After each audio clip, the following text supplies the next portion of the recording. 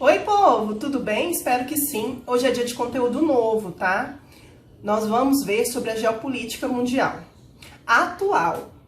No comecinho do ano, quando a gente viu Guerra Fria, a gente viu que havia duas potências, né, que disputavam a hegemonia mundial, que eram Estados Unidos e União Soviética.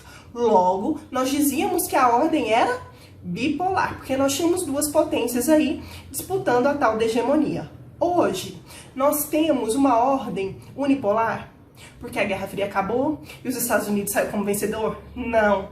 Nós temos outros países que ascenderam. Então, a gente pode até dizer que a ordem é unimultipolar ou dizer que ela é simplesmente multipolar, certo? E hoje nós vamos começar estudando uma dessas potências, que é a dona China, tá bom? A China, que é a segunda maior potência mundial, que tem uma cadeirinha, né, de membro permanente no Conselho de Segurança da ONU. Poderosa, né? Que tem um armamento nuclear enorme, mais de 200 ogivas nucleares. Então, ela é uma potência nuclear, não é? É também o país que tem a maior população do mundo. Nós temos aí 1,4 milhões de habitantes. Sendo assim, é a população também que acessa mais a internet, por mais que haja censura, por mais que o governo controle as redes sociais e que eles tenham as próprias redes, tá bom? Domina várias tecnologias, não precisa nem dizer de satélites de comunicação, não é mesmo? Se ele tem a maior população, ele também tem o maior efetivo de forças armadas, mais aí de 2,3 milhões de pessoas atuando aí, muita coisa. Olha, é o país com a maior balança comercial do mundo, sempre lá em cima, em superávit por conta das exportações. Possivelmente, será a dona China que terá a capacidade de superar os Estados Unidos em relação à economia do mundo. Poderosa, não é? Nossa, professora, você falou tantas coisas dessa China, hein? E aí, ela não tem perrengue, não? Tem. Dona China tem os seus perrengues. Um deles é a respeito da questão da unidade territorial. Então, tem a questão de Taiwan, que é um território independente e que quer continuar assim. E a China reivindica que esse território ele volte a ser anexado à China, tá bom?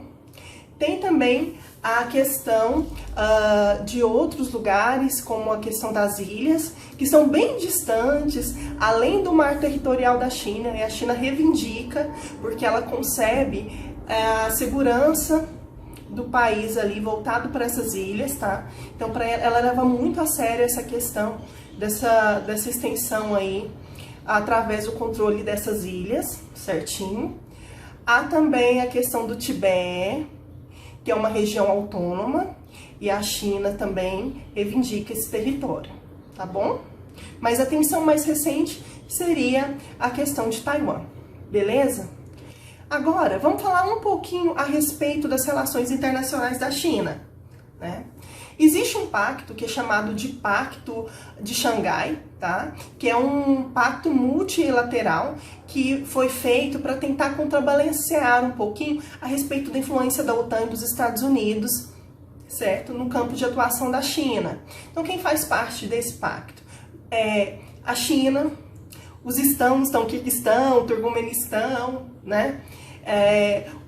O Irã também faz parte. Eu vou colocar para vocês um mapinha aqui para vocês verem. Mongólia, né? Afeganistão, Irã, já falei para vocês, Paquistão e a Índia, certinho? Seriam esses. Então, a ideia é minimizar um pouquinho do efeito e da soberania norte-americana nessas áreas. É importante a gente entender que a China fecha muito com as decisões da Rússia, tá bom? E da Coreia do Norte a respeito de muitas questões geopolíticas, principalmente no Oriente, certo? Então, acaba contrabalanceando um pouquinho a respeito do peso que os Estados Unidos têm, principalmente quando se fala, por exemplo, a respeito da Síria, né? Existem impasses aí e eles não vão acabar tendo o mesmo ponto de vista a respeito do Oriente Médio, tudo bem? Mais uma coisinha aqui para a gente poder estar falando é a respeito da China no continente americano. Como assim no continente americano, professora? Ué, é só a gente pensar um pouquinho na nossa realidade. O Brasil, ele tem como principal parceiro comercial a China. Por mais que a gente vê direto aí na televisão uma série de incidentes diplomáticos, mas a China é o maior parceiro econômico do Brasil. Boa parte das tecnologias, dos produtos que nós consumimos vem dali. E também nós vendemos bastante, principalmente soja, commodities, certo? A China hoje, ela tomou uma postura para si muito mais enérgica em relação ao meio ambiente. A gente sabe que tem toda essa questão de poluição a respeito da utilização do carvão mineral por muito tempo. E por mais que a China não tenha uma legislação voltada, né, para o meio ambiente, um conjunto de leis e regras, é uma questão de governo, uma meta deles reduzirem, tá, emissões. Há uma preocupação muito grande com a água e eles sabem que hoje não é possível cultivar soja, por exemplo, no território chinês, porque a gente sabe que gasta muito água. Então, se ela tem esse comprometimento, se ela sabe que ela precisa aproveitar melhor os recursos, ela vai comprar de países que podem, ou como a gente, que na verdade faz de conta que não se importa, né? Então, ela tem o Brasil como um grande parceiro aí na produção de commodities. Certinho? A China também tem um projeto de construção de um canal da Nicarágua. Eu vou colocar para vocês a foto aqui do lado, para vocês verem como é que seria, tem uma projeção artística, e vou colocar para vocês também um mapinha. Então a ideia é cortar, né, uma porção da Nicarágua e fazer então uma comunicação entre o Mar do Caribe e o Oceano Pacífico para poder facilitar aí o comércio e o transporte. Esse é um projeto de empresários chineses que visam aí utilizar por 100 anos esse canal e ter o domínio deles para poder custear todas as despesas.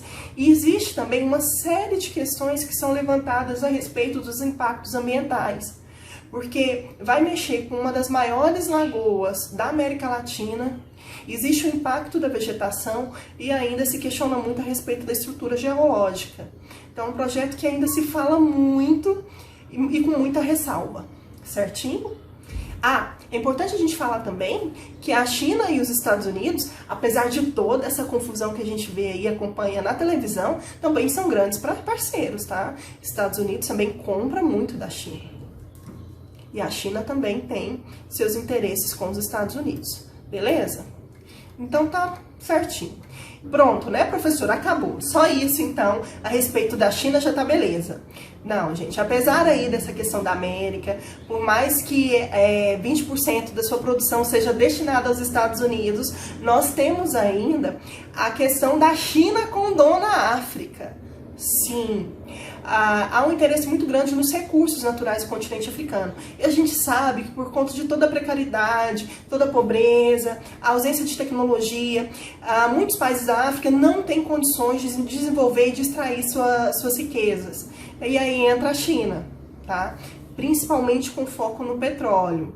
Então, grandes empresas chinesas de extração de petróleo estão presentes no continente africano. Tá bom?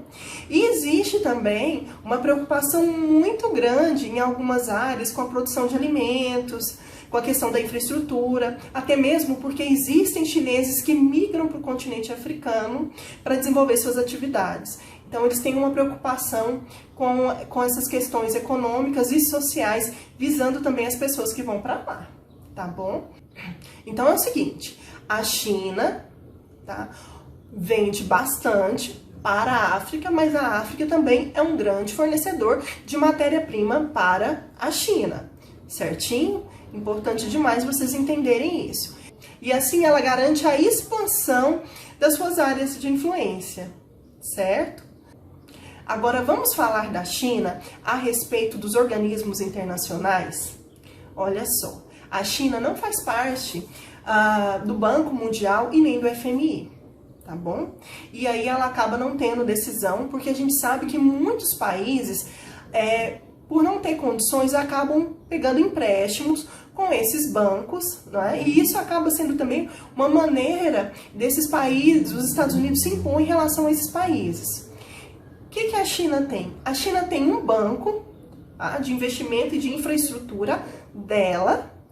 E aí, recentemente, a gente tem um outro banco muito importante dentro desse cenário, que é o Banco dos BRICS, tá bom? Que a gente não pode esquecer. Então, essa também vai ser uma forma de competir com essas poderosíssimas instituições, certinho? Ah, povo, quando vocês forem fazer atividade de geografia e for consultar o material de vocês, o livro didático, você vai perceber que lá conta a respeito de uma desaceleração da economia chinesa entre 2007, a partir de 2007 e 2008, que era aquela crise econômica horrorosa, né?